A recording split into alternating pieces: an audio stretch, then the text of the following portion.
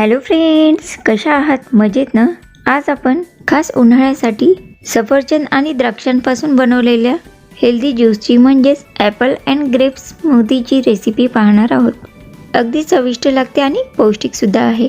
मी प्रीती अनिल अनंतवार प्रीती अनंतवार रेसिपीजमध्ये आपल्या सर्वांचं मनपूर्वक स्वागत करते. हेल्दी स्मूथी बनविण्यासाठी 2 सफरचंद म्हणजे सेफ, 1 वाटी काळी द्राक्ष घेतलेली आहेत.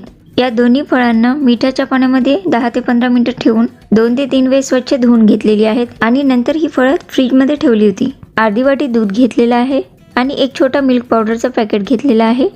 तुमच्याकडे मिल्क पावडर नसेल तर तुम्ही फ्रेश क्रीम सुद्धा किंवा साय सुद्धा वापरू शकता किंवा नुसतं दूध सुद्धा वापरू शकता. यामध्ये साखरेचं प्रमाण चवीनुसार टाकावं.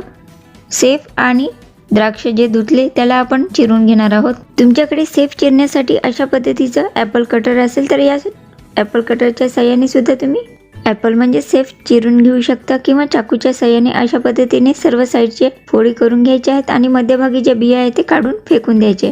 ॲपल कटरच्या साह्याने जर आपण सेफ चिरून घेतले तर मधला भाग आपोआप गोल निघून जातो आणि त्यातील बिया वगैरे काढण्याची आवश्यकता पडत नाही.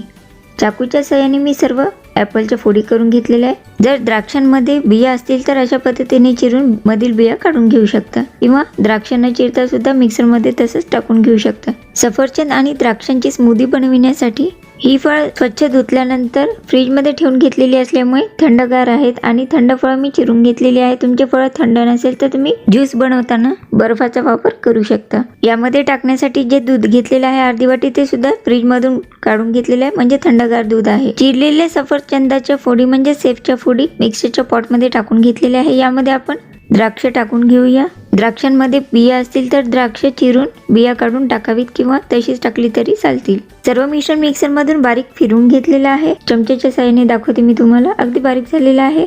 यामध्ये अर्धी वाटी थंडगार दूध टाकलेलं आहे. आवश्यकता वाटल्यास बर्फाचे तुकडे टाकून घेऊ शकता.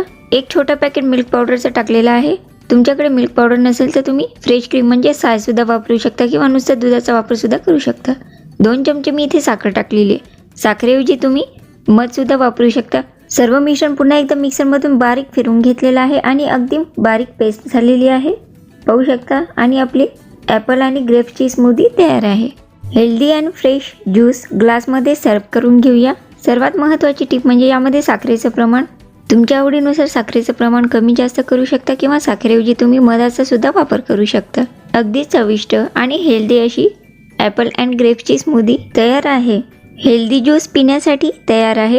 उन्हाळ्यामध्ये आपण बाहेरून थकून आल्यानंतर एनर्जी येण्यासाठी काहीतरी थंड प्यायचं असतं ना, तेव्हा अशा पद्धतीने ज्यूस तयार करून पिऊ शकता. या ज्यूसप्रमाणेच अजून बऱ्याच वेगवेगळ्या प्रकारचे juice, shrikhand, ice cream, cold coffee, बदाम शेक अशा वेगवेगळ्या पदार्थांचे व्हिडिओ प्रीती अनंतवार रेसिपी चॅनलवर तुम्हाला पाहायला मिळतील.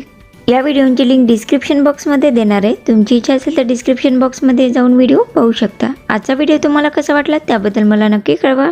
व्हिडिओ आवडला असेल तर व्हिडिओला नक्की लाईक करा. अशाच वेगवेगळ्या रेसिपी जाणून घेण्यासाठी माझ्या चॅनलला अजून सबस्क्राईब केलं नसेल तर नक्की सबस्क्राईब करा.